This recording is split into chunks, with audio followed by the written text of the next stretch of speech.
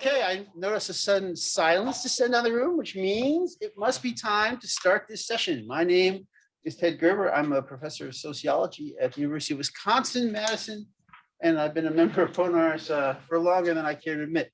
Not because of PONARS, because of my age.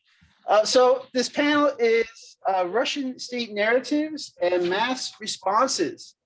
And we have 5 speakers, so I'm going to ask them all to really try to stick to the 8-minute time limit, which we asked them to stick to. We should have some time, plenty of time for questions.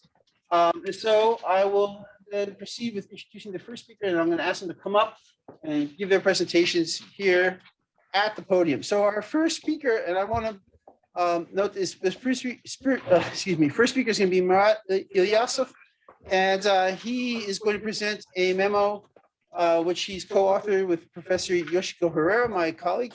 Marat's also from University of Wisconsin, and he's actually at Wisconsin on a postdoctoral fellowship with the Wisconsin-Russia Project, which is a program sponsored by the Carnegie Corporation of New York. And their memo is titled Creeping Finlandization or Pragmatic Foreign Policy, Georgia's Strategic Challenges Amid the Ukrainian Crisis. So please, Marat.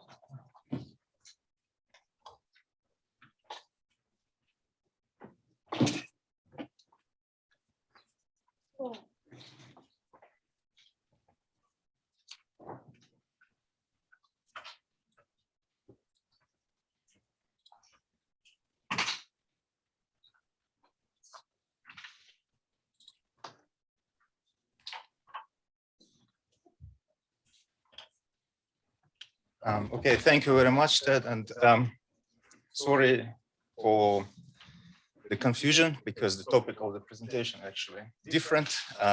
It was changed last moment, so therefore, and sorry that Professor Herrera couldn't make it today, so I will present for both of us. And the main idea of this presentation is that the more we see war in Ukraine unfolding, the more comments are coming actually about the comparing a war in Ukraine and war in Chechnya, because 2 wars are started by the same man, Putin. However, there was another war in Chechnya, which was before the Putin, and the analysis actually show that it has more similarities with what is going on in Ukraine in many senses. And my presentation will be about the similarities. I will compare these 2 wars. The outcome of the war in Chechnya, the first war in Chechnya, was the withdrawal of Russian troops and signature of peace treaty, which actually recognized Chechnya as an equal partner of Russia. And I believe that these similarities that I will talk about will end up in a not similar outcome, but in a way similar, because it will not be the outcome of the second war in Chechnya. So to start with, I would like to say that I will probably repeat some of the thoughts that were expressed before already by the brilliant presentations of the first panel.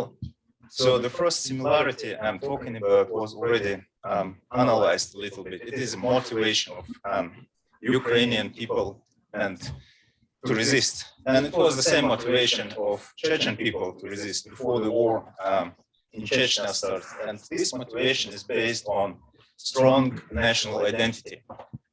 This identity was more ethnic before the beginning of conflict, and it was becoming more and more national after. And both wars, like talking about both wars in Chechnya and Ukraine, both cases are similar in the terms that they were kind of step-by-step wars. First, it was in Chechnya, first war, and then after some time, second war started. In Ukraine, there was first war in Donbas region, and second step was already actual war in the whole territory. The second similarity is a oh, I was standing in the wrong place.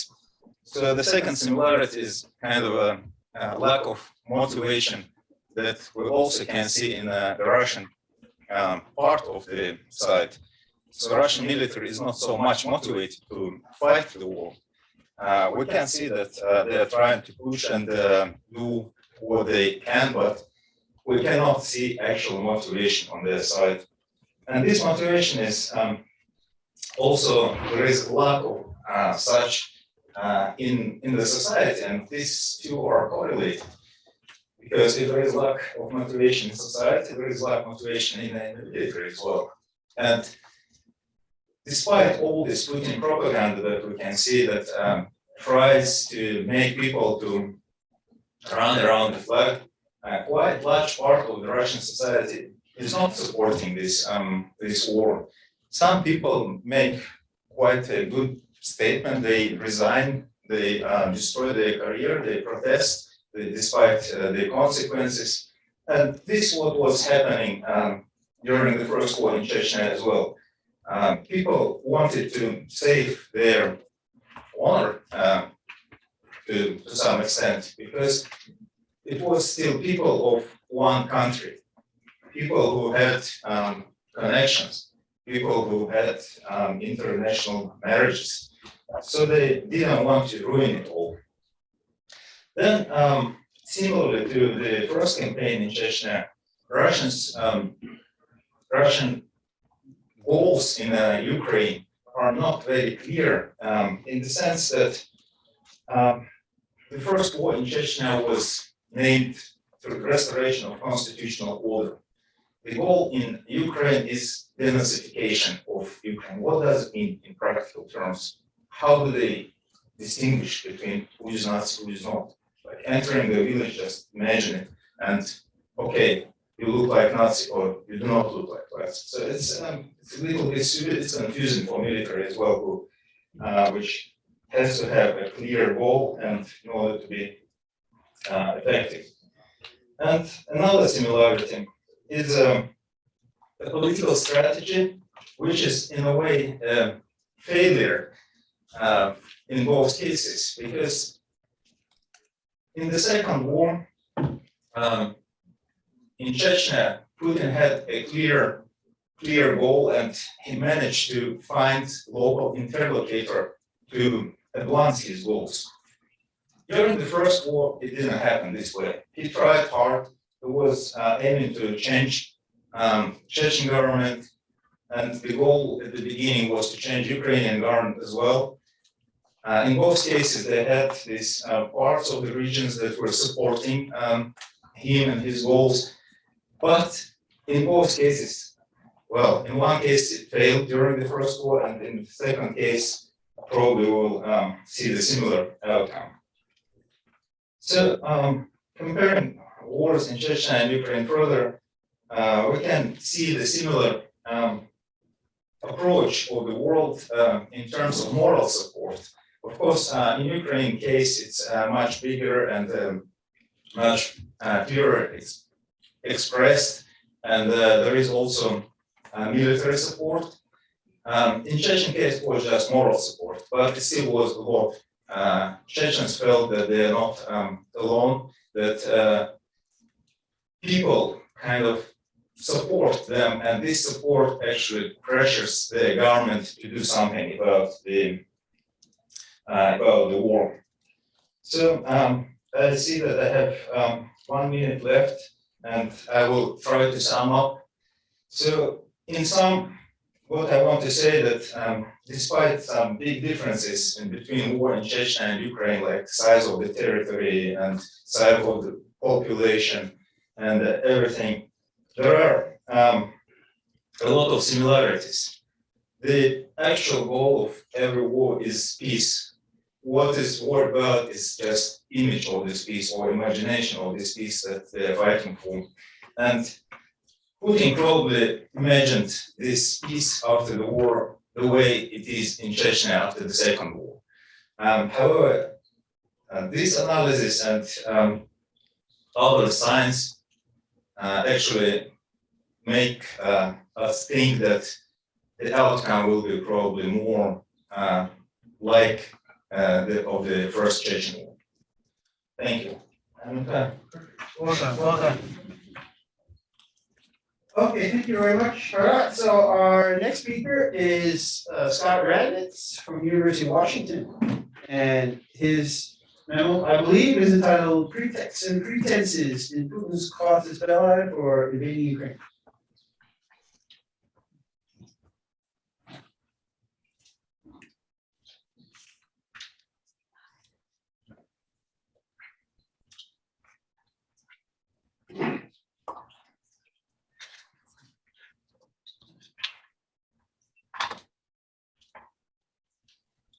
It's a privilege to unmask.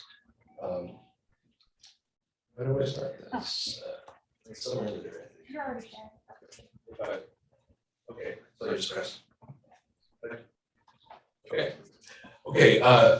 So I'm going to talk about the challenge that faces a country when it invades a smaller country without any obvious justification. This presented a challenge for Putin because the optics of invading this country looked pretty bad. So I analyzed his speech and also the justifications given for two earlier invasions of sovereign countries, that is Georgia 2008 and Ukraine 2014, to try to make sense of how the Kremlin justified its actions. And in particular, I'm looking to see what audiences it appeared that the Russian government was appealing to in its rationale for the war, and then based on that to try to draw some broader inferences about a few things. The Kremlin's evolving views of geopolitics, but also more idiosyncratic factors like how it perceives the immediate political situation, even the emotional state of the leader who's making the speech. So there's only so far that analyzing speeches can take us, but I think it's useful to look at the rationales for these three invasions together. And in doing so, you can see certain continuities over the first six, from 2008 to 14, 6 years, and another 8 years. Some similar rationales that cut across all three of these casus belli, but also a pretty big rupture that took place in 2022 that made that justification substantially different from the previous one.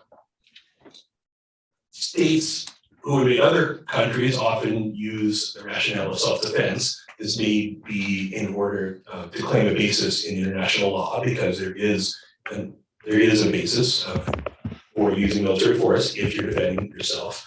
But there's also an emotional, sentimental reason why countries might use the rhetoric of self-defense, simply because it's a way to sway international opinion. It's a way to perhaps get audiences on your side that might otherwise disagree with what you're doing. And if Russia is fighting self-defense, it raises the question of whom.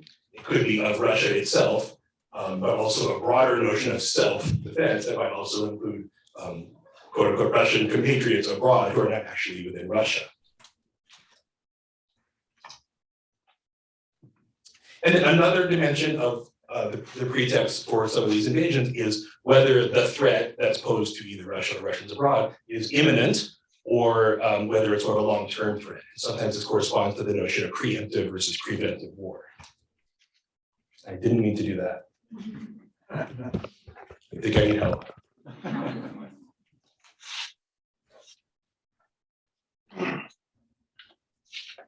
And along the way, we run into other pretexts, which have to do with precedents that the Kremlin claims has been set by other countries, namely the US. Accusations of hypocrisy, that is, if some other country has done these things, well, they're not true to their word, so we can also do something which on its face looks like it's inappropriate, and sometimes there are references to history. Okay, so the actual background to this first invasion had to do with NATO's expansion, and in particular, the Bucharest summit, at which pledged that Georgia and Ukraine would one day be members of NATO, and that came about a few months after the recognition of Kosovo by the US and a bunch of European countries. The same year, Russia started granting citizenship to residents of South Ossetia and Abkhazia. That later became relevant. And throughout early 2008, there were skirmishes in South Ossetia as part of Georgia's effort to try to reclaim the breakaway territories of South Ossetia and Abkhazia. Okay, so Medvedev was president at the time. He rationalized the operation in Georgia in terms of this mirroring logic of intervention that has to do with Kosovo. The US was part of a bombing campaign in Serbia in 1999 to defend Kosovo Albanians. There's an obvious similarity to what Russia claimed to do in Georgia, and also the recognition of Kosovo, which is mirrored then in Russia's recognition of South Ossetia and Abkhazia. So what did Medvedev actually say? He called the invasion of Georgia a quote-unquote peace enforcement operation. So we can see the operation of euphemisms, even back then, to protect civilians and quote, force the Georgian side to agree to peace. And Medvedev accused Georgia of engaging in an act of aggression in violation of international law, so that necessitating the protection of civilians, women and children and old people who are dying in South Ossetia, and the majority of them are citizens of the Russian Federation. I guess let's talk faster. So the overall interpretation of this is it had to do with a short-term imminent need to defend Russian compatriots, but there was no wider reference to the grievances that actually drove Russian actions having to do with NATO enlargement and grievances against the West. Flash forward to 2014, people who are familiar with what happened then, and there, Putin, at the time when he announced the annexation of Crimea, the referendum, he used two rationales. The first is humanitarian, accuses the Ukrainian government of wanting to seize power, which stops short of nothing. And in rhetoric that is very similar to what Putin said in 2014, this is the Ukrainian government resorted to terror, murder, and riot. Nationalists, neo-Nazis, Russophobes, and anti-Semites executed this coup. They are the ideological heirs of Bandera, Hitler's accomplice during World War II. This is 8 years ago. In turn, therefore, the threatened residents of Crimea and Sevastopol turned to Russia for help. And then referencing the United Nations Charter, and of course, the well-known Kosovo precedent, Putin therefore justifies the ability of Crimea to petition to join Russia, and Russia agrees with that. But the second part of the speech went directly at the broader grievances that had been building up over the years. Putin outlines the litany of transgressions from his perspective that the US and the West have taken part in, the invasions of all these other countries. He says Russia has worked to accommodate the West, but they make no reciprocal steps. Since we're running out of time, I won't read the whole quote. And here's, I think, that cuts the thrust of this speech, the best line: Russia found itself in a position it could not retreat from. If you compress the spring all the way back to its limit, it will snap back hard. And at the time, that justified the most extreme actual physical reaction we saw on the ground, which was Russia actually taking over Ukrainian territory, signaling the extent of Russia's displeasure. Okay. And then Putin amps up the rhetoric in 2022. Now the stakes are existential. It's not just that NATO is expanding against Russia's wishes. Now NATO and its operations in Ukraine pose a direct threat to Russia itself. The war machine is moving. I repeat, it is coming close to our borders. Every year, the situation is getting worse and more dangerous. Most of you have probably read this speech. The lines that have been quoted, though, I don't think are the most interesting lines, but ones like this: it is not exaggeration, it is true that this is a real threat, not to our interest, just our interest, but to the very existence of our state, its sovereignty. This is the very red line that has been talked about many times. They, that is the West, crossed it. And then, of course, NATO's Nazis and nukes, the same rhetoric about Ukraine as neo-Nazis. But then Russia's clash with these forces is inevitable. It is only a matter of time. They're getting ready. They're waiting for the right time. Now they also claim to acquire nuclear weapons. And this leads to the more famous line about demilitarization and denazification. Okay, I'll finish in 1 minute. So unlike the first two speeches, this rationale did not seem to be aimed at international audiences. There was much less emphasis on Western hypocrisy, on on criticizing US foreign policy, and very little pretense of actually invoking international law. It appears as if this speech was aimed at Russians themselves, playing up the notion of an imminent existential threat to Russia. if Russians are listening to this and they don't have access to a lot of outside information, this may be persuasive and mobilizing. But there's two contradictions. One is the timing of this particular war was essentially arbitrary. It did not follow any obvious provocation against Russia. Sure, there was fighting in Donbass. There was some fear that Russia might manufacture a false flag attack that didn't really materialize. So it essentially came on Putin's own timeline, not in response to anything visible that other people would respond to organically. And second, for all of the hype about the existential threat this posed to the Russian state, what Putin actually proposes is a mere special military operation that would only cover a small part of the country. And he says explicitly would not involve the occupation of Ukraine. But having built up this enormous existential threat, it's kind of strange that the solution to this is something fairly small and limited, which indicates, perhaps, I'm going out on a limb here, it looks like Putin did assume this would be a short, victorious war that wouldn't require mobilizing the public, because he wasn't going to get a rally if he actually didn't admit that Russia was going to war. And it looked like he had basically given up on trying to reach audiences outside Russia, whereas previously he spoke of some grievances that people outside of Russia might relate to, critics of American foreign policy, NATO expansion. But in this instance, he didn't invoke those other grievances. Instead, it was as if he didn't really care what the West or other audiences thought. Reading between the lines, this speech was justifying a war of punishment dressed up in the garb of self-defense. Punishment of whom? Of the West, using Ukraine as the West's Achilles heel, because Ukraine is not a member of NATO, but it's a way to get at the West by proxy.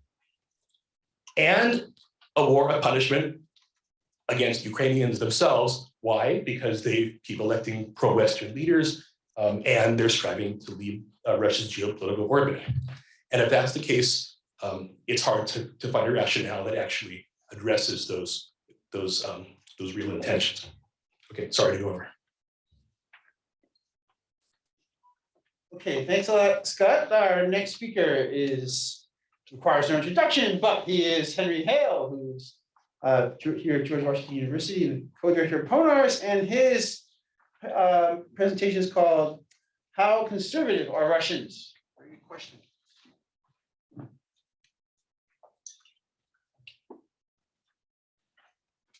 Let's see, how do I? Sorry.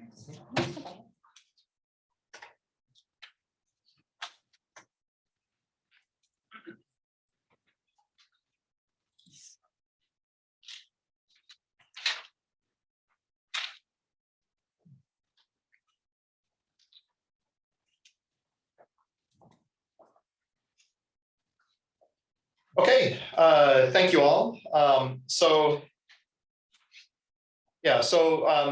I originally chose this topic before the kind of full-on invasion began. I contemplated then talking about something else, but then I started to think, well, a lot of Putin's rhetoric in support of the war is consonant in many ways with some of the rhetoric surrounding what people have called the conservative turn, which has been seen as a shift by Putin, especially starting in 2011, 2012, to kind of a new basis of support. And so I thought that I would go ahead and continue to push forward with this line of research. And I think it also resonates with the idea that many people are thinking that, well, if Putin hangs on here, if he manages to stay in power after what's happening in Ukraine, we're getting a much more conservative form of government in Russia itself. And many people have expected a kind of a stronger role for ideology in Russian politics. Even some have begun saying that, well, Russia should be now considered a kind of a totalitarian country or something approaching that. So I think it does serve us well to think about what the contents of Putin's ideological kind of products are, but also to think about from the societal side how much sort of native support there is for this. So what I'm going to focus on today is just a more narrow question about kind of to what extent are some of the conservative themes that the Kremlin has voiced in recent years broadly, how they broadly resonated with the public. And I'm going to basically present some kind of top line results from a survey that was conducted in 2021 on this theme. And I think one of the main takeaways is that I think the support for the kinds of conservative values that Putin talks about is generally lower than the levels of support for Putin himself. In fact, society is much more divided on these themes than sometimes it's given credit for. So the survey is the Legit Rus survey, which is conducted by the lead investigators are Paul Kalstow and Helga Blakisrud from the University of Oslo, and NUPI and the Research Center and the Research Council of Norway. It was conducted in spring 2021. And it is a big survey. So the total sample, which is pretty much what I'm going to be referring to with appropriate weights, has a total of 5,100 respondents. And this was designed by a random sampling by telephone. One initial result that's interesting is that there seems to be broad support in Russia for the idea that it should have a state ideology. This is kind of remarkable. Given how sort of the whole idea of ideology was discredited to a certain degree with the collapse of communism, although ever since at least the mid-1990s, there's been a big search for a Russian idea, which maybe people wouldn't initially call it an ideology, but that's often what they thought about.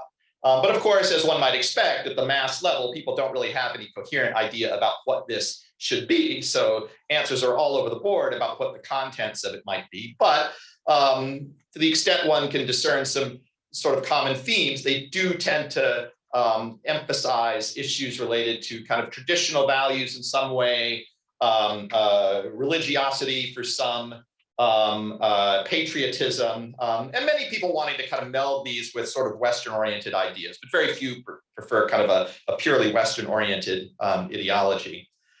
So let me just run through very briefly some of the main results. Again, I'll just kind of give the highlights. I'm not actually going to read through all the statistics here. But I think just some of the takeaways on religion, and I would refer people to a very good policy memo, a PONARS Eurasia policy memo written by Kalstow and Blakisrud in 2021 on this.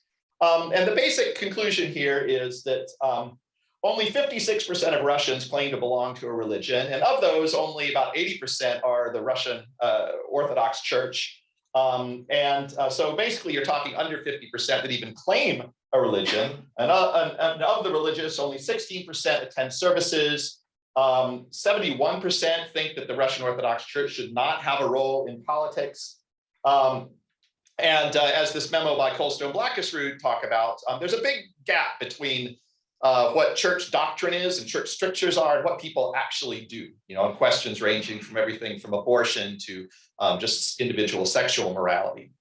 So very briefly then on issues related to gender. I think kind of the big takeaway here is that there is a substantial minority that are willing to overtly support patriarchy kind of as a system, right? Prioritizing men when jobs are scarce, saying men make better political leaders. And again, this is explicit, presumably implicit bias is even larger. But we do see that this is kind of fading by age. So younger cohorts tend to be less likely to explicitly state these kind of values. Perhaps the area where we see the strongest support, the broadest support for the kinds of conservatism that the Kremlin has advanced in recent years is in the realm of sexuality. And so there's basically huge intolerance here. 89% say basically that marriage should be defined as a man and a woman. 69% would rule out a member of a sexual minority, non-traditional person of non-traditional sexual orientation, as they would call it, as a neighbor. People generally see it, as you can see in the graph here, as very alien to Russian culture to have anything other than kind of traditional heterosexual relationships. So in terms of submissiveness to authority figures, that was another area that was mobilized or that was investigated by this survey. course, generally, we know Russians are not very trusting. That's not so unusual. There are lots of people, lots of different countries that aren't very trusting. But I think what is kind of interesting is, on one hand, it's common to think about, well, Russians, they just look to the leader and they behave that way. But on the other hand, they can be very cynical in terms of how they relate to their leaders. And there's, in fact, little blind obedience to authority that's reflected in the survey. And so, for example, only 20% said that that one should uncritically follow orders at work. And more generally, the society, I think, is divided on the desirability of strong authority in a lot of ways. So, roughly kind of half think that Orthodox culture should be taught in schools. Similar shares think that religious institutions should teach obedience to state authorities. And so, I think, even when it comes to Putin, there's a lot of trust in Putin and support for him. But at the same time, they still, if asked, will say that, well, he should not, it's split is what I mean. It's about, only about half will say that, he should really be above elections and parliament. So these are serious numbers, but I think they reflect a social divide. Trust in authorities on moral questions is low. And maybe I'll just get to the kind of the interesting question on Putin, which is 67% claim to trust Putin on moral and ethical questions. But there's also a question in this survey that asks people how much they pay attention to what Putin says on a lot of these issues. And in fact, the responses are relatively low. So, only 28%, basically a little less than a third, say that they pay much attention at all to what Putin says in these issues. And an even smaller share of that say they actually follow him closely. Maybe I'll just wrap up then. And that is, I think that we do see that, at least from this survey, which is only a thin indicator, and I would also actually highly recommend Marlene Laruelle's, wherever she is right now, her article that just came out in East European Politics, which kind of takes a historical kind of long-term view and sets some of these patterns into a broader perspective. But I think we see that we have a country that's divided on questions of conservative values, that there are fewer sort of actual supporters of these kind of conservative orientations than there are people registering support for Putin in the polls. And I think there's also a reason that I can talk about in the Q&A if people want to question how much this is actually really working for him, apart from the other sources of support that he has mobilized over the years, whether it's kind of economy, kind of nationalism, or kind of just strength of leadership, a strongman appeal. And also to the extent that the Kremlin is pushing an ideology and that Putin has an ideology now, it doesn't seem to be strongly uniting Russians. And so I think if he does wind up trying to impose this from above as part of the development of the political system after the invasion, if he stays in power, I think it's more likely a lot of these themes are likely to be a source of weakness rather than a strength for him when it comes to the nation as a whole, although there's a certain core that I think it will resonate with. So let me stop there and thank you for your attention, and I look forward to the discussion. Thank you very much, Henry. Okay, so our next speaker is Olga Iakimova, who's a Fulbright visiting scholar, and her topic is labor migrants in times of the pandemic in Russia, dynamics, initiatives by the authorities, and public opinion.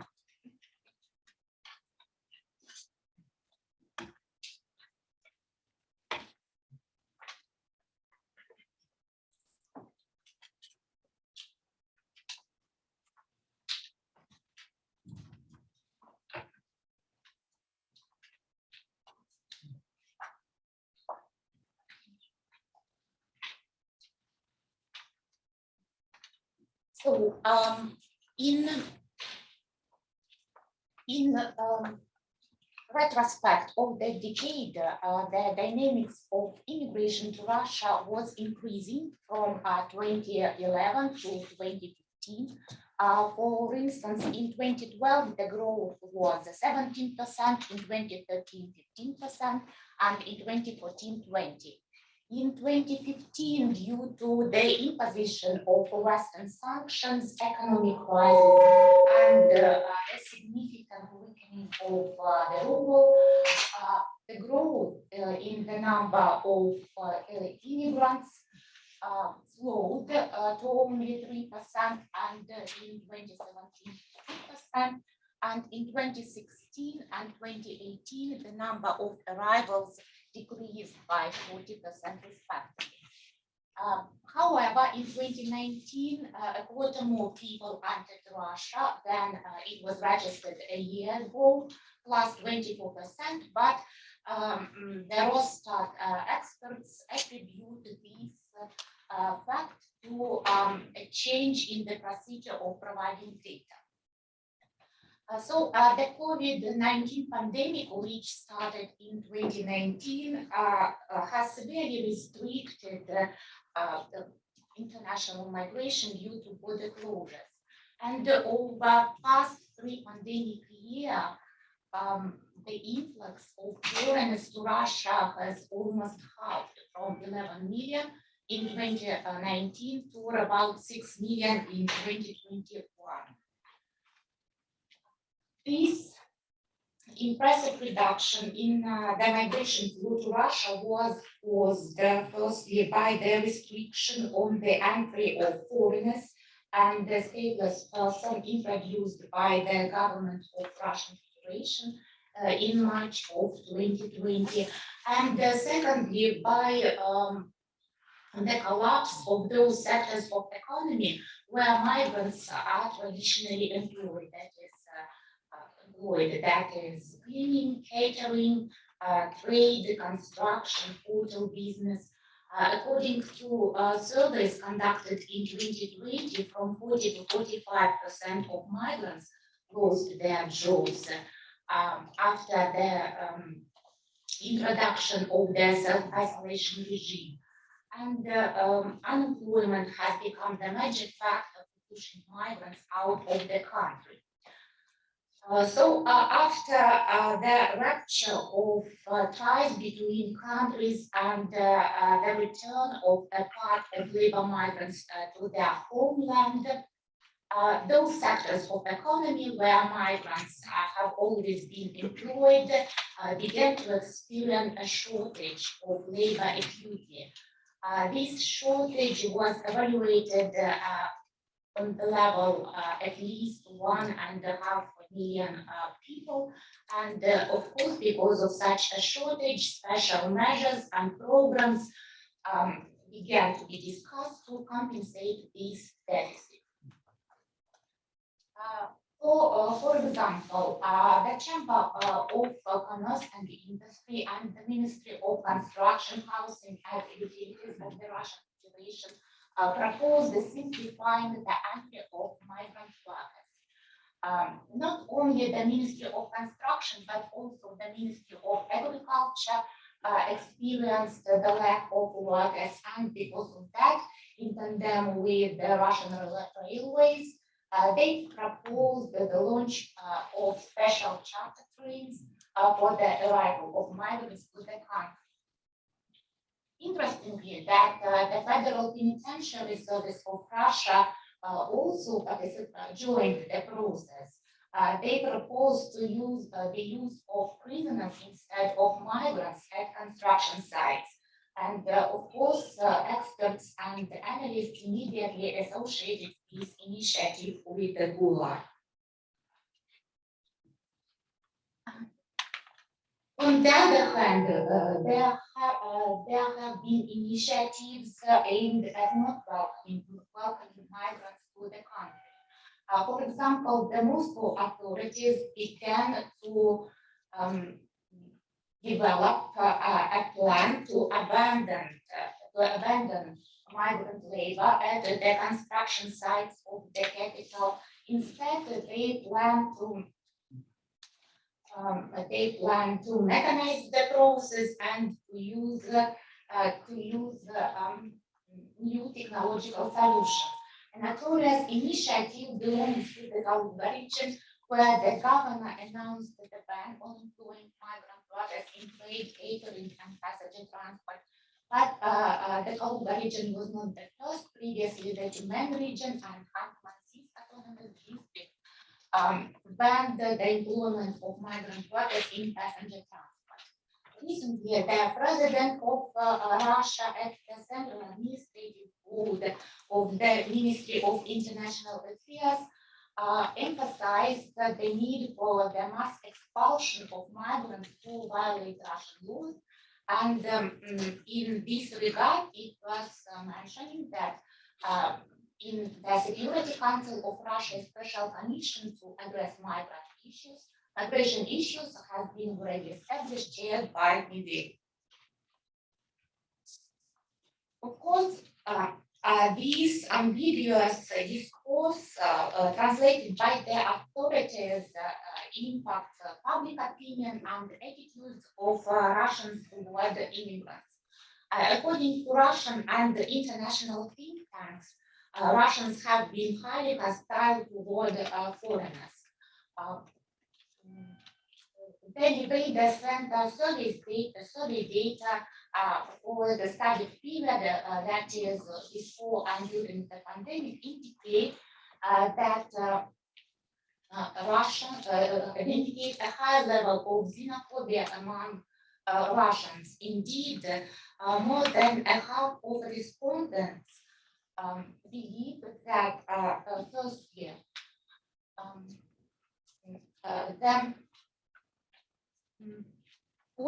the government's policy regarding migrants should be restrictive. Secondly, that the number of migrants in the territory of their residence is excessive, and that migrants do jobs from locals. So, and to summarize, I would like to say a few words about the reasons of the peace hostility. Lev Gutkov, the leader of the Illiberal Center, explains it as a transferring aggression to imaginary others endowed with the properties of danger and hostility. And such pattern is caused by anxiety, social insecurity, accompanied by collective inferiority, resentment, and experience of habitual violence by the authorities. Thank you.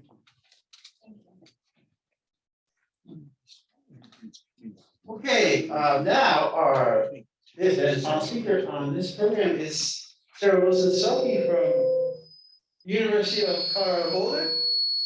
Her presentation is called Repression with Reward, Social Policy and the Russian Government's Illiberal Strategy. I hope you can project. Yes. You not to stand too close. Is that the? And I'll need to get the. Oh, thank you.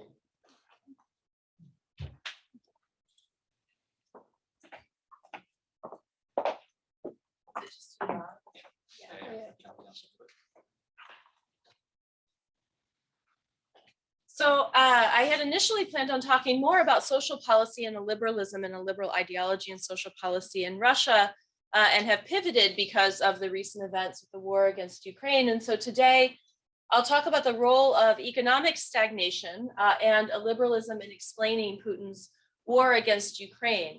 I think the topic that I had planned fits quite well with this and fits well in thinking about both the timing and explanation for why there is the war against Ukraine, or Russia's war against Ukraine, and also for helping us to think about whether the Russian public, to speculate, to make an educated speculation about if the Russian public will continue to support this. As we've seen in other survey data, so from what Hale presented as well, there are mixed results as to what Russian ideology beliefs are at the level of the people. And so my two main points today will be about the timing and motivation of the war, is how I've organized this, that the timing of Putin's war against Ukraine can be explained in large part by economic stagnation and Putin's declining approval rates at a domestic level. And we can see at least highly suggestive evidence that seems to it's not coincidental, almost certainly, sort of what was going on domestically in Russian politics and the timing of Putin's war against Ukraine. That doesn't explain the motivation to invade Ukraine, the reason behind the invasion, to invade both in 2014 and this year in 2022.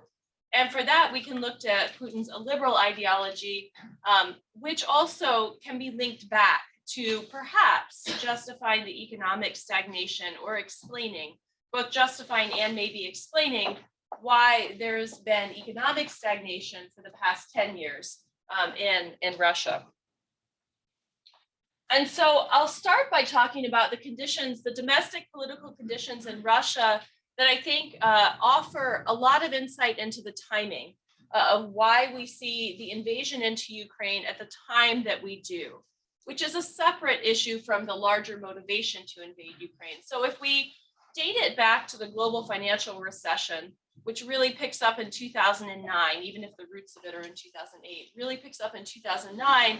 Since 2009, Russia has had economic stagnation. So not necessarily decline, but there hasn't been the growth that we saw in the early 2000s. Unemployment has remained high.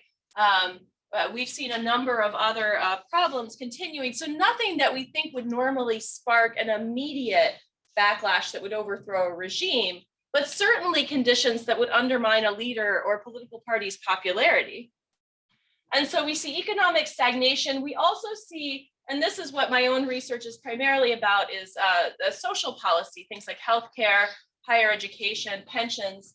We see a declining quality of social services. So lots of promises by the Russian government with some limited delivery. Every once in a while, they would pony up and build a new hospital, or roads might improve a bit. And there were some actually very real improvements in things like digital governance and offering services online, making things easier for people. But in general, there was also this stagnation in social services. So the government would promise lots of things. They would promise more spots in kindergartens. They would promise to improve healthcare. They would make promises in regards to pensions. And pensions is one of the few areas where they tended to deliver on a more semi-regular basis. But we still saw that things were not really improving. And this was significant because you had an urban upper class population. Thomas Remington would tell us that there's not really a true middle class, but you saw an urban, maybe upper middle, kind of middle class, that wanted things and was used to this prosperity of the earlier 2000s and was now faced with a decade of stagnation. And in a competitive democratic system, what we would expect is that a party would lose an election and you would get someone else in. And so the question, and I have a picture here, I'm happy to share the slides if anyone wants the links that are in the slides, but from a BBC article from 2011, so from a while ago. And this is from the 2011 protests, and it was questions about continued support for Putin, right? So we saw even at this time, there's protests in December of 2011. Navalny and his anti-corruption organization were continually active. And there's a drop in approval ratings, especially a marked one in 2013. There's this kind of steady decline in approval for Putin specifically, and a drop in approval ratings for Putin specifically again in 2021. And so even before all of this happens in the past decade, in 2011, the BBC article, the caption that you can't read under that picture is, "How long can Vladimir Putin retain his grip on power in Russia?" This was more than a decade ago that people were already asking, like, things don't look great right now. How long can he stay in power? And now we're in 2022, and we're asking the same question because the answer was for a while. And so the other related question was, how long can Putin sort of pull this off with stagnating conditions and declining social services and stay in power? And frankly, I think we have the answer now. He could do it until he invaded Ukraine in 2022. And that's what I'd like to emphasize today. So, and the other thing I wanted to put up is this is survey data from the International Survey, Social Survey Program. Russians are concerned about these economic conditions and specifically about high inequality. So if you look at the bar graph here and on the sides for Russia, people responding that the differences in income in your country are too large. In Russia, that was over 70%. People saying, is it the responsibility of the government to reduce the differences in income? And in Russia, that's well over 60%. So people were also aware and not happy about the economic conditions in Russia. And we see that reflected in Putin's approval rating. And I want to highlight a couple of things here. This dip in approval ratings is right before Russia invades Ukraine in 2014. And then what you see is that Putin's approval rating shoots up. I mean, dramatically shoots up to the highest level. It went from the lowest levels it's been to the highest levels it's been from 2013 to 2014. We don't see something quite as dramatic in 2021 and 2022, but we see that there's another dip here. So it's kind of this, like it gets high here and then it kind of like there's a steady little trickle down. It's not clear yet if the war against Ukraine is going to lead to a big spike in Putin's approval ratings, but it's been inching up since the invasion 4 weeks ago now. And so it's hard to think this doesn't have anything to do with the timing of the invasion of Ukraine. It's not the primary motivation. Putin appears obsessed with Ukraine and taking over Ukraine, and that's independent of these approval ratings. It doesn't seem that public opinion was driving him to invade Ukraine. But the fact that he does this when his approval is low, he's aware of what his approval ratings are. So it's hard to think that that's coincidental. So what I wanted to emphasize here is to pivot now to talk a little bit about the larger motivation, which is this illiberal ideology of Putin. And I think I have 30 seconds maybe, or 10. Sure, 30 seconds. Okay. So I have this nice quote from Marlène Laruelle, one of the co-founders, co-directors of PONARS, launched a Journal of Illiberal Studies in 2021. And I have a quote from her here about what illiberalism is: advocating for majoritarian solutions that defend traditional social hierarchies, though that could be religious, national, patriarchal, or heteronormative. Henry Hale's survey data speaks to this, that there's a big element of a liberal ideology in Russia today. It's not everybody, but it's a lot of people. And I think that's where we struggle to interpret what Russian public opinion is and where it will go, is that it's not everyone that buys into these illiberal values in Russia, but a lot of people do. And so it's a question of what direction we go in. So I need to wrap up here, and this is my last slide. What I'll just put up here is that I wanted to emphasize the connections between this economic stagnation and a liberal ideology, and this big question of, I think my presentation raises more questions than it answers, but this question of how long can a liberalism as an ideology, if Russians want a state ideology, if they buy into a liberalism, how long can it justify a poor economy that's rapidly getting worse because of the war and sanctions and international isolation, and a very painful war that it's hard to imagine all Russians sustaining support for long term, even though there's evidence both of Russians genuinely supporting the war and genuinely opposing the war.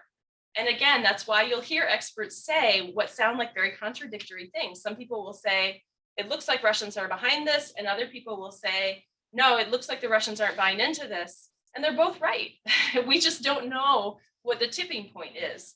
And so I think that the insight here, though, to understand what's going on is both there are these very political economy standard explanations of domestic support, low approval, economic stagnation going on, but there's also this ideological element that's really helping Putin keep this going. And it might work.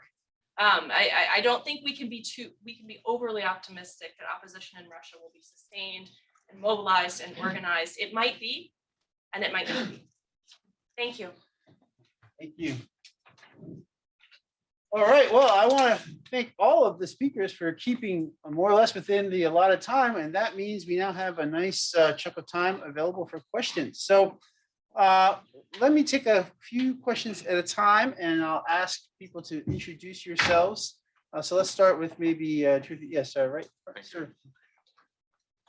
Thank you very much for your excellent analysis. My name is Damien. Do you hear this with the mic? All right. My name is Damien. I'm a DC-based US correspondent from Georgia. I work with Tavari Channel.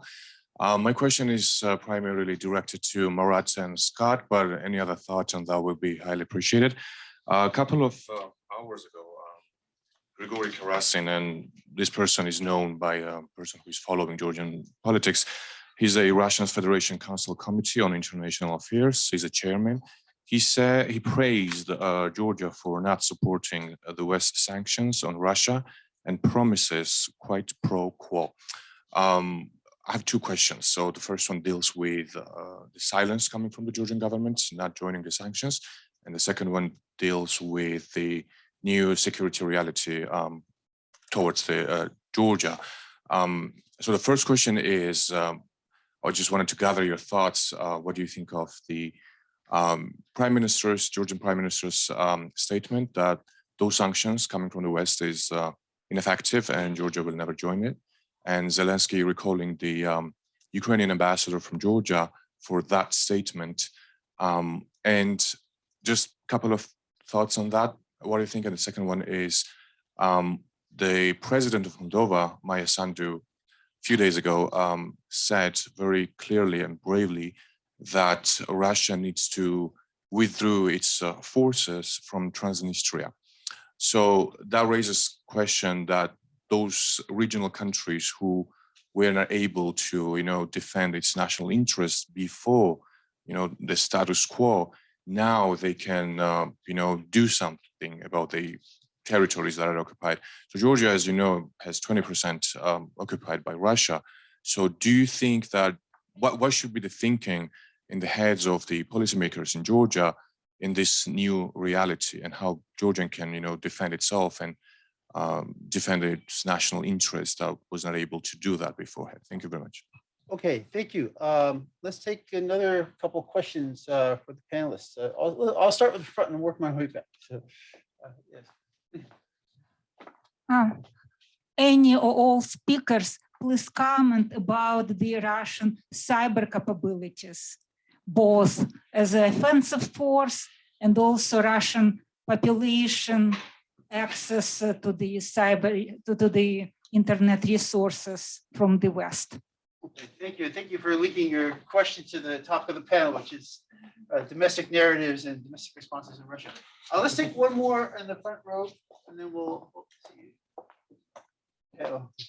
Denisa Dovanova, Lehigh University. Does this work? All right, so I'm staring at the question that Sarah posed at the end of the presentation. How long can illiberalism justify poor economy? But my question is, what else can illiberalism and the existing public opinion of Russians, what else can it justify at this point? Can it justify ramping up repressions? Can it justify mass arrests? Can it justify sort of purges of the civil servants?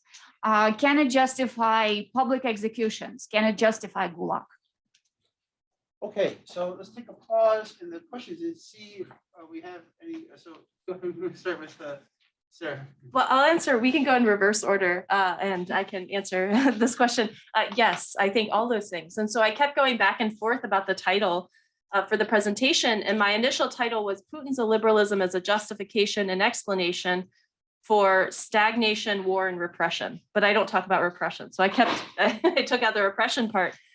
But and it's interesting again to see Henry's survey data that he presented about the sort of illiberal beliefs, because if Russians want a state ideology and they'll buy into illiberalism, I think it can justify a lot of bad things if people buy into it.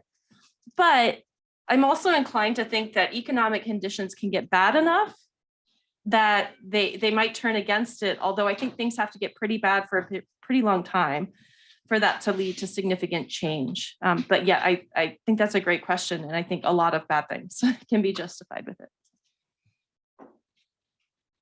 Okay, any other responses on the panel to these questions about cyber, about Georgia? Okay, I can answer the second question about the access to Western information resources. Of course, it's impossible from Russia at the moment. Firstly, all independent media were closed.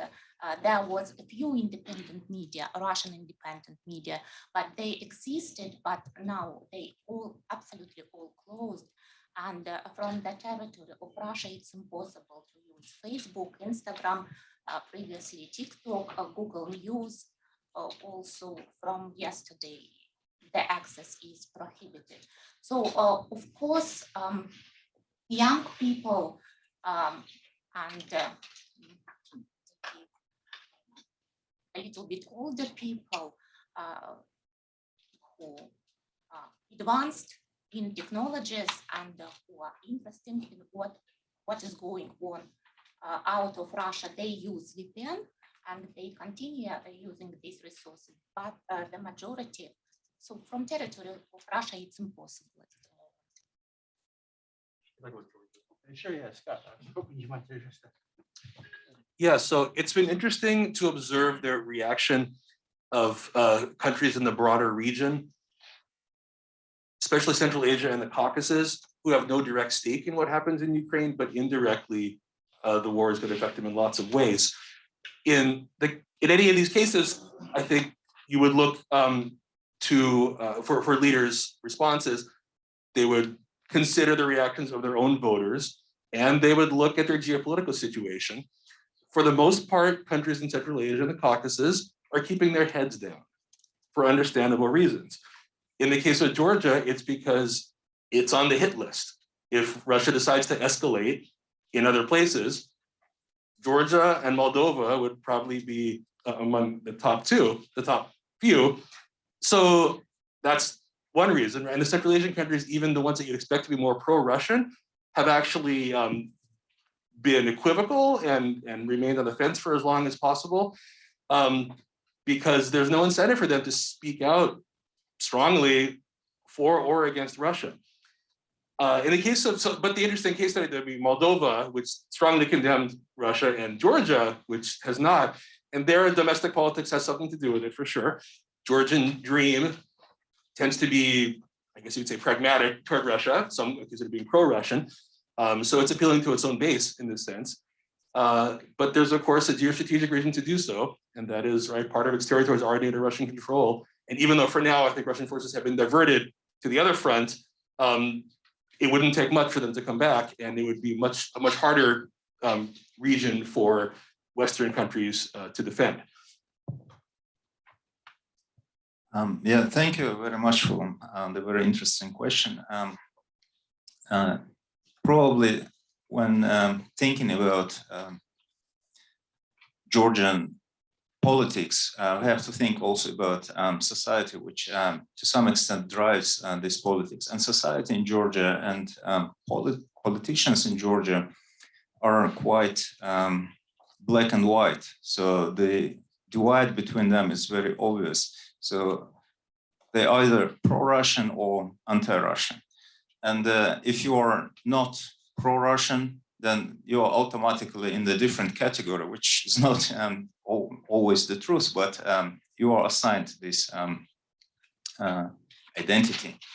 And of course, it's difficult to know what's going on in the heads of the politicians, but probably there are some calculations that are taking place, and the war in Ukraine will have major geopolitical implications. The situation will change in all post-Soviet Union and probably further. And maybe the calculation that the governing party is now making is, so their bets are maybe on Russia. So and this partly I also agree that partly it's because of the disappointment with the West that didn't support Georgia that much during the war in 2008. Probably when the war broke out, Georgian government expected this kind of support, and it didn't happen. And now, trying to get out maximum of the situation, Georgian government is trying to keep a little bit neutral, not putting all its stakes on one side, but still it's probably sees more as like siding with Russia, I guess. Thank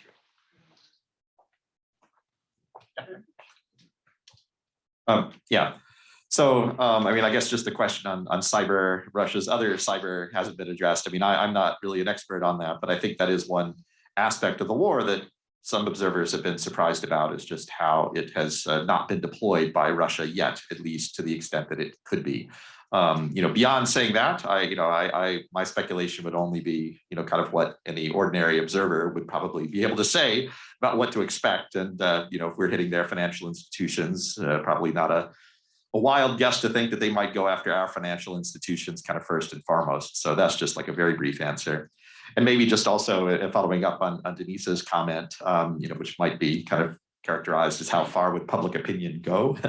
I think it depends on a lot of variables, obviously, including how the war goes. To me, one of the most surprising, or just striking elements about public opinion was prior to the war, there was just very little support for it. I was engaged in another survey project with several colleagues, and we ran a big survey in Russia with Levada Center in December of 2021. And we asked the question, like, what should Russia do in the war playing out in Ukraine? And they had a number of options. They could choose multiple options. And only 8% said that Russian troops should be sent in to fight Kiev forces. And there's only about another 9% that said that Russia should even be providing kind of military aid to those people. And there were more supporters for humanitarian aid or things like that. So, of course, this doesn't, kind of factor in the fact that, now a big propaganda apparatus has been kind of launched to try and justify the war, which is kind of what Scott was talking about. But I think kind of what he is documenting and what some other analysis, to me, it's like they're almost kind of tossing spaghetti at the wall now in different ways about different justifications that could be used, and primarily at a domestic audience, because I think they're very concerned about the potential for a lack of domestic support. And you factor in all the other underlying preconditions that Sarah was talking about. I think they're in a vulnerable public opinion position. And so I would say it's not just the economy, but I think once people's sons, nephews, friends, sons and nephews and daughters stop coming home from service in the military, maybe, initially, right, they'll be kind of portrayed in the media as heroes. And this leads to a kind of a rally around the flag effect. But the negativity that this creates, the negative emotions, I think, that are going to be the residue of this are probably going to kick in. And then, I think more it's not so much a matter of public support for the repression, but just how far the regime is willing to go, and whether or not the people around Putin on whom he depends to enforce this repressive apparatus might start to think, okay, well, this guy's already about 70 years old. We have to think about the future.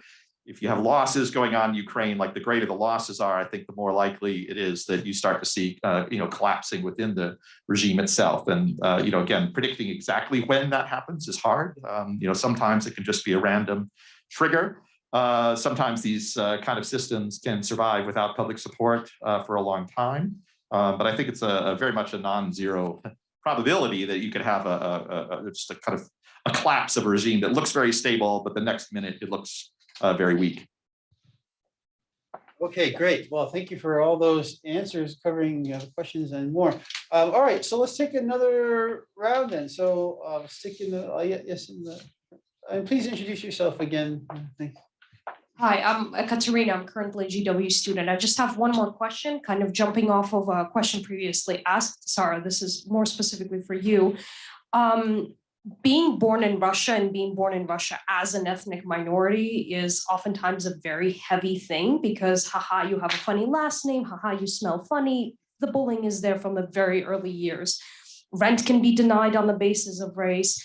And kind of for the three Georgians sitting here, we have one question. How long can we continue to rely on the myth, and can we even rely on the myth that Russia will change, especially for I would say from what I've seen from Georgians and Ukrainians, there's an interpretation that the Russian people as an ethnicity are mentally slaves. And so it doesn't matter if you have Navalny or whoever else, they're still going to continue supporting these imperialist policies. So I want to know what you think. Is this some sort of a pseudoscience goo, like, just judging someone based on ethnicity? Or is there a sort of a cultural impact that really is ingrained in Russia for now, that even after Putin will continue to determine Russia's policies toward its neighbors? Okay, thanks for the question. Sam, we'll take 4 this round. Yeah. Thank you. I want to quick questions both for Please introduce yourself. sorry, Sam Green from King's College London. Quickly for Scott, it's a little unfair because I want to ask you to talk about something you didn't talk about, but I wonder if you might reflect based on the work you've done in Georgia over the years, and what we were hearing earlier in the previous panel about sort of the structure of public opinion in Ukraine, right? Can we learn something, right, from the ways in which public opinion has shifted and politics have shifted in Georgia after 2008 that would be instructive for what we would be thinking about in Ukraine? Or is the scale of the war in Ukraine so much greater that we might not see this as comparable cases? I'm just curious what you would think about that. Sarah, I take, I think, very seriously the argument that public opinion would certainly have been a factor, right? And Putin's ratings would have been a factor in the decision. I want to press you a little bit because I'm a little bit more skeptical on the idea of it as a timing factor, just because there are, before each of the wars, protracted periods of pretty low approval ratings for Putin, right? So if it's a timing factor, that raises the question of, okay, well, why precisely then and not a year or 2 or 3 earlier? So I just wanted to sort of clarify what you had in mind about that. Okay, next gentleman, 2 in the middle. We'll take both of you, and then we'll go. Thank you. I'm Andrei Bakro, former Elliott School student, and now I work for Klosov Foundation. My question is primarily towards Scott Radnitz, but it's fairly open to everyone. As far as your linguistic use of the Russian governmental appeal, why would you say that instead of just strictly Putin's choices, given that there have been FSB in-house suspensions, given the false intelligence that Putin has received, given the success rate and the probability of winning the war in Ukraine swiftly, and as far as measures of accountability in terms of the international system, both the State Department as well as President Biden have been projecting these kind of notions that Putin will be held accountable on grounds of war crimes and whatever else. So how do you think that the international system or courts in Ukraine with a particular jurisdiction that links into Russian activities can actually have some sort of powerful mechanism that is sufficiently legally constraining in such a way that Putin is actually held accountable for this? Thank you. Okay, we'll take 1 more, and then we'll turn back to the panelists. Zaman Jonas-Bai, Pitzer College. Throughout the former Soviet Union, people often talk about the contest between the television and refrigerator. And obviously, the refrigerator side of things have gotten much more complicated in the last month. So do you think this ever-shifting balance between the television and refrigerator will shift now, or has more reason to think that it might shift? Okay, television versus refrigerator. Yeah, for those who don't know, that means is it politics versus economics drives policy? Okay, so let's turn back to the panelists. Yeah, Sarah, you got a bunch this time, so why don't we start with you? Yeah. Okay. So I really like the question that you asked, the GW student asked, because there was a comment earlier about why don't we just focus on taking out Putin, right? Like, why don't we just assassinate Putin and then all our problems are solved, right? No, like there are other people in the Russian government supporting it. This illiberal ideology is supportive. Navalny, who I have tremendous respect for on the one hand, has also previously had made very nationalist statements that people said they were concerned about, that it's not clear who would take over for Putin or if that person would be better. Right. And so, but your larger question was about, and you may have to remind me slightly, but was sort of more about like how long, or if we can really expect change in Russia. Can culture, ethno-cultural stereotypes about Russia, or maybe they're facts, be used to kind of determine whether after Putin the same policies will stay? Right. I wish I had an answer to that, but My educated kind of speculation here is that those ethnocultural factors will continue to play a very large role, that those are slow changing things, that those are bigger than Putin. Putin is drawing his ideology on a sentiment, things that already exist, that he's on those ethnocultural stereotypes. And so those factors are likely to continue to persist, right? It's very, and Henry was noting this, it's really hard to predict change. So that a sort of truism in political science kind of seems to be with big revolutions and coups and changes and things. It seems like it's never going to happen until the day it happens. And then it seems like it was inevitable. And that's not because social scientists are bad at their jobs. It's because humans can't predict the future and we don't have complete information. But I think that these ethnocultural factors will continue to be important. And then the other question that had been especially directed at me was from Sam Green about the timing. I think the low approval is a factor, not the only factor, is what I would say. So I don't have a reason, or I don't have a great answer for why, like low approval, and then he does it. Other than to say, I still think it's entirely plausible that he was looking at those low approval ratings over time, continuing to have to cheat more and more than he'd like to, maybe, possibly, and be repressive. And so that this was a factor in the decision to go in. In 2014, yes, they'd been lower approval for a while, but then it was like, it's like this dramatic, like it hit bottom and the lowest he'd seen and then shoots up. And so I don't know if he hoped that would happen this time or thought it would, because as Henry noted, like it's hard to imagine he thought there was overwhelming public support for this before it happened.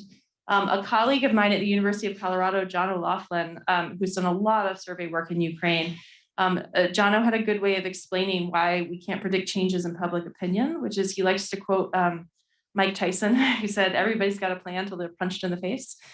So everybody has a plan till a war breaks out. Like we think we know what public opinion is until something big happens.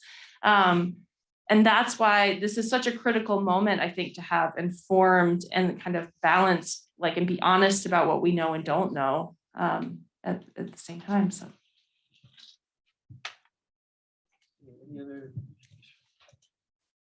So I didn't expect that there would be so much conversation about Georgia at this panel, but I'm often surprised. I've been trying to ask for more clarification on the question though. So Sam, I think if I can rephrase your question, the public opinion in Georgia after the war, how did it change? And what does that tell us about how Ukrainian public opinion might change?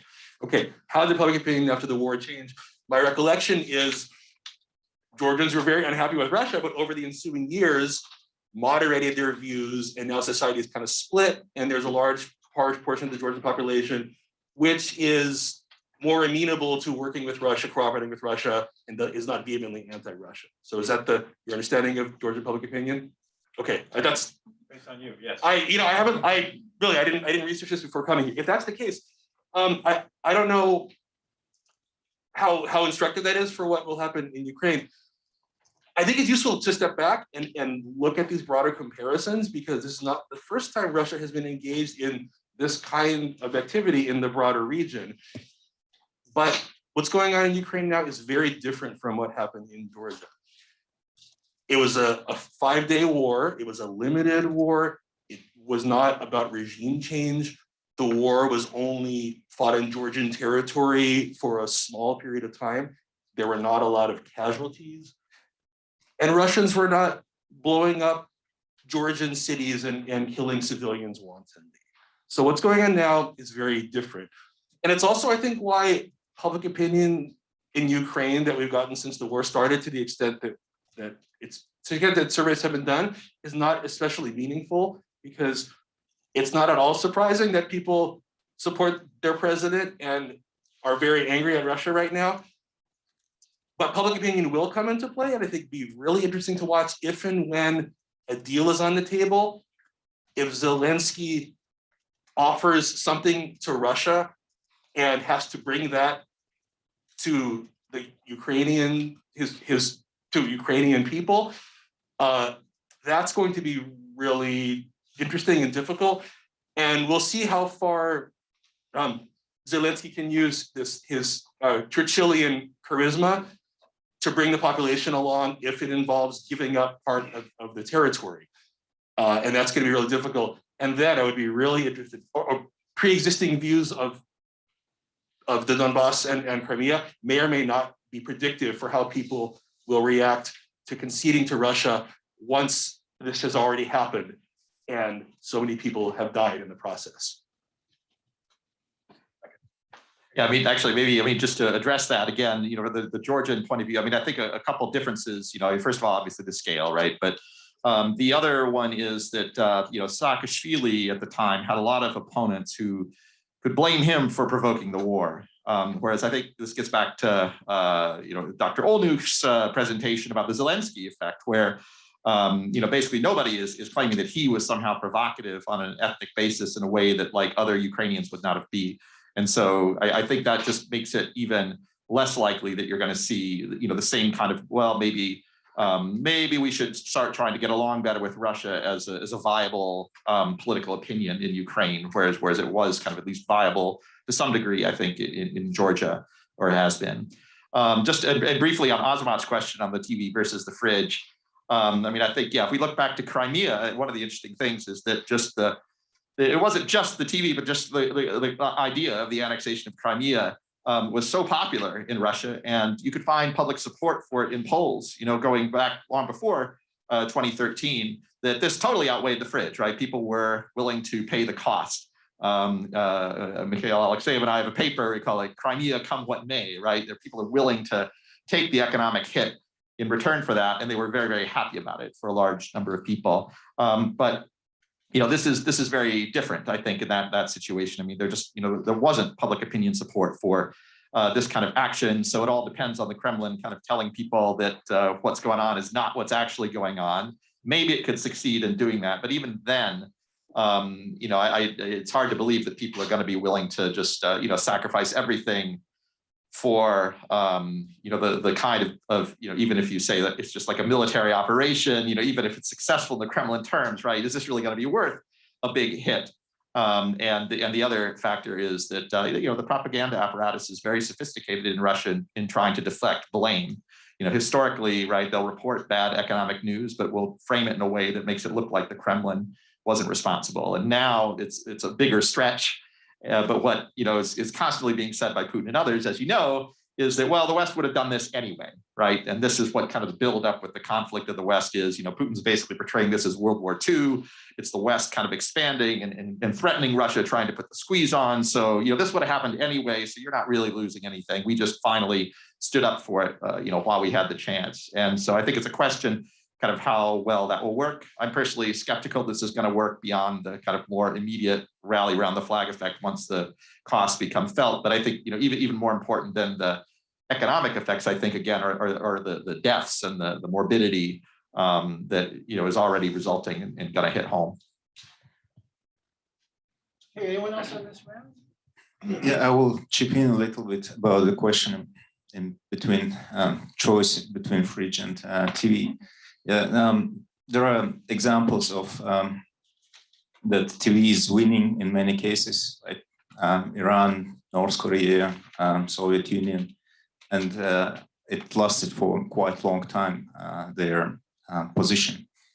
However, in the long term, I probably agree with Henry about that TV eventually will lose, and it just probably a matter of time when people will remember how hard it was during the Soviet time to even to get some food, like basic needs. And once it will happen, which is very probable that it will happen during the next year.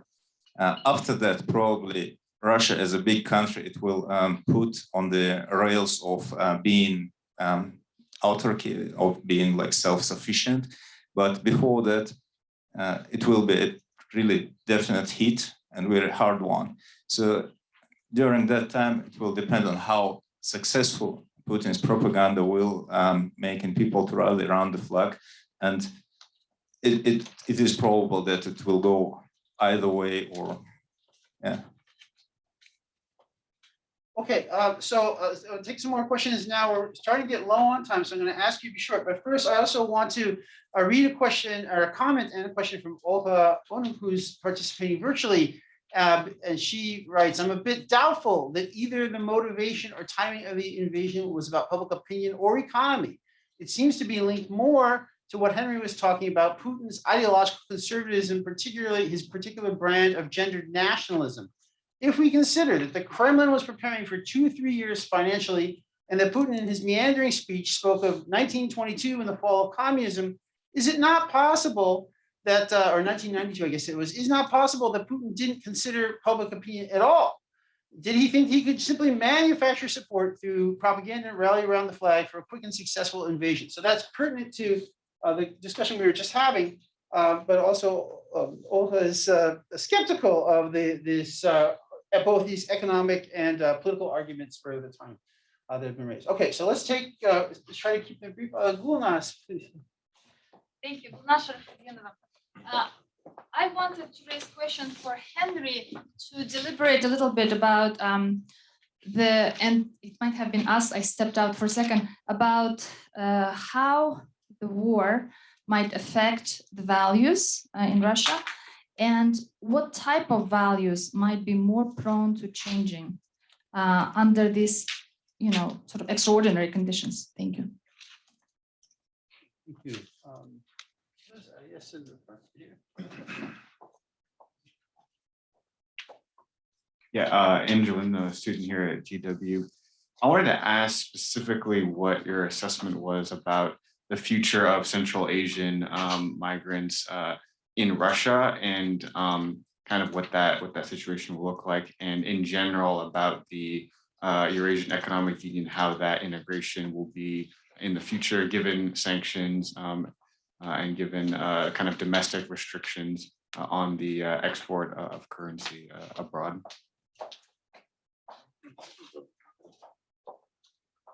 My name is Clara Marquez. I'm from Madrid. I'd like to ask about. I was really interested in the comments that you made about propaganda and Russia's propaganda, and I'd like you to perhaps expand a little bit on how easily you think they can recalibrate in the face of increasing losses, bodies returning to Russia, people getting a lot more information from the ground. What we have seen to date is a real deterioration in the quality of the propaganda at a time when obviously Kremlin needs it a lot more, and it seems like they're fighting the last propaganda war. They're still largely doing it the way they've done it in the past. So I'd be really curious how you think it evolves. Thank you. Okay, great. Let's just take one more question, and I think we're gonna probably have a last round.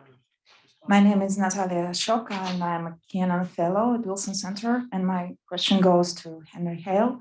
And I wonder about the conservatism. And you said that you get a poll. And what particular notion did you use in this poll? Because as we know, conservatism is a not integral term, and it has many cultural and historical dimensions. And what particular notion did you use? And the second question related to the first, do you see any signs or any sort of cultural wars within the Russian society right now going on in different directions? Thank you. Okay, great. We have 10 more minutes, so let's try to see if we can have brief responses to, why don't we start with Sarah again, just for continuity. Yeah, so I wanted to thank Olga for the comment and question via Zoom. And I would agree that the motivation has nothing to do, or largely nothing to do with socioeconomic conditions or public opinion, but the timing, I would defend that I think there is something going on there about the timing of when it happened. Part of the reason that I think that could be true, and this is, I fully admit, speculation on my part. It's not like I have a causal analysis that can pinpoint that this was the big thing, but if it doesn't have anything to do with low approval ratings, especially in like 2021, why not make a full invasion back in 2014? Why not do it 2 years ago? Why not do it 3 years ago? Why not do it why now then? Because there didn't seem to be anything, and people have noted this, there didn't seem to be any other external justification that really warranted going in right now, other than this made up lie about the Ukrainian government oppressing Russians for 8 years. But if it had been happening for 8 years, why did they wait? And so but I think it's a factor. I want to be clear too, that I don't think it's the only reason for the timing. There's probably some other stuff going on too, but that the low approval, and it's also hard for me to imagine that Putin doesn't know what his approval ratings are and that he's not concerned about them at some level. So I don't think Putin was sitting around going, my approval is low, now's the time to go in. But I do think part of the consideration in his head was this might sort of rally unity and make people see why my illiberal ideology is so important and why they really do love me, and like or something more along those lines. So I would say with the timing, I think that there's something going on there, especially maybe for 2022, but maybe also, I mean, I think also in 2014 when they invaded. I'll stop there though. I will answer about the perspectives of migrants from Central Asia. I think that their perspectives look very good. They will be very welcome, especially in current situation, because if we look at this case, when Moscow authorities, because of the lack of migrants, decided to use new technological solution and so on. Of course, it's all good, but why businessmen use the labor of migrants? Because it's much more cheaper than using these modern technologies. And in current situation, it will be very expensive under sanction, if at all possible. Of course, because of this, I think that the labor of migrants will be necessary and very welcome. Another question, whether if they continue coming, if they would like to go. Okay, yeah, so Gulnaz, you raise a big and very important question. And to be honest, I haven't really thought about that yet, but I think that is a big question for the future. I mean, if I were to start to think about answering it, I mean, I think kind of the most basic thing I would say would just be a lot's going to depend on how things go. You know, especially if this winds up being a disaster sooner rather than later for the regime, and it you know, collapses, then you know, and it's seen as a failure, then you know, my guess is that a lot of the kind of ideational apparatus around the regime, right, is also going to kind of have a negative kind of stench to it that won't alienate all, but will alienate some, I think, who, you know, might have kind of believed in it and kind of thought that these values were associated with Russia, that Russia's historical mission was to be, you know, that kind of 40% that think that God's will, you know, basically Russia's success is kind of God's will, right? And some of those might question it. But on the other hand, if the result is somehow something less than the you know, kind of a clear defeat for the regime, then I think that what, you know, I doubt that we're going to have such a victory for Russia in Ukraine that would allow this to be characterized as a Crimea-like success, which really could kind of maybe galvanize in some ways, you know, kind of a sense of identity imbued with values like you've written about in your book. But, you know, what it would mean would be, I think, kind of a much more repressive Russia that's there, that's stayed, that's isolated from the West. And then, you know, those people for whom the values are more fluid would be more likely to conform, you know, with others for a variety of reasons, in which case then, you know, you might see a strengthening and maybe even more of a less maybe value change, but a more coherence of a kind of a whole ideological kind of construct around the regime, you know, just by the face of this. But, you know, by the same token, you know, I kind of think over the long run, you know, the regime is going to face big problems. And my guess is that you're still going to see a lot of people, like if what we are seeing really are values that people, meaning kind of basic values that aren't easily changed, then, you know, my guess is you're still going to have a pretty big core of people in Russia that, you know, for whom this is going to be, you know, the more authoritarian kind of aspect of this that's going to be pushed on people is going to be something that they don't like, and you know, maybe harbor privately some form of resistance, waiting for an opportunity. But again, I think big question. I look forward to talking about that with everybody. And maybe very, very briefly, just in terms of you know, kind of how to define conservatism. I mean, the survey actually wasn't defined around the idea of conservatism. I mean, it was basically, you know, the idea was broadly construed traditional values, you know, which I think kind of are very much in line with the definition that Marlene has of a liberalism, which was mentioned there, basically kind of support for traditional hierarchies, and things that were portrayed, things that could be portrayed as kind of illiberal and and so it doesn't proceed from a definition of conservatism, but these are basically it's looking at the values that Putin himself calls conservative, or the people around him call kind of these conservative values, basically levels of kind of intolerance, support for traditional hierarchies and the like. So I think that's what I had to say on that now. But yeah, once I write this up, I'm going to need to think about these terms, and I probably won't use conservatism. Maybe I will, but I'll have a definition in there. I'll just say something about propaganda. I think you made a comment something like the propaganda on Russian TV is lazy or old-fashioned or something along those lines.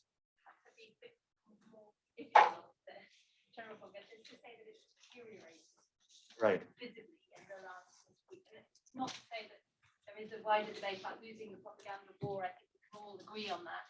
Just within and accepting that it's cumulative and that you're dealing with populations and receiving that's been a distinct deterioration, and you're dealing with a much more difficult situation itself. Yeah. So I want to say that I think there's been an overemphasis on the role of information when it comes to the Russian public.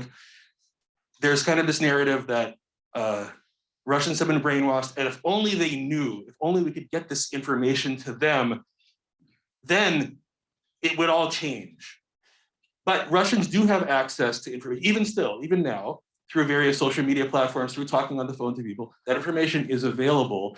But what we also know is that people don't behave based only on what they know about the world. Their behavior depends on the institutions and the structures of the society and the political system they live in. Therefore, knowing does not necessarily predict or change people's behavior.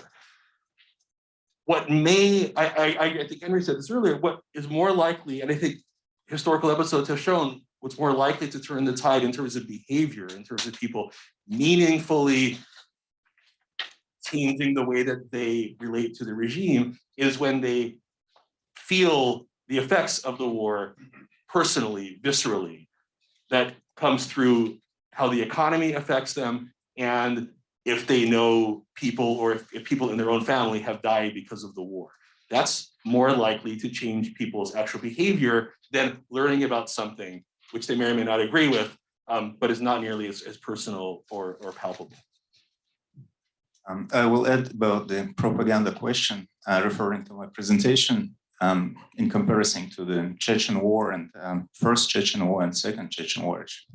So during the first Chechen War, once casualties increased on the Russian side, there was a big protest. There was a committee of soldiers' mothers. There were other organizations, non-governmental organizations that were trying to stop the war because of the casualties. And we couldn't see the same during the second Chechen War, because actually during the first Chechen War, there was pluralism in media. There was media access to the ground. And during the second, it was not. It was already propaganda. And in this sense, I am quite skeptical if current casualties of the Russian side will change something in the Russian society, because as we can see, Putin has already learned his lesson from Chechnya, from the second war, from the first war. He is already tightening the grip on the media, and so a lot of Russians probably will fall as victims of this propaganda, and therefore I do not think that casualties can change maximum. Most of them probably will be just not reported. Okay, well, we are 15 seconds from the conclusion of the panel, so I think we should probably leave it there.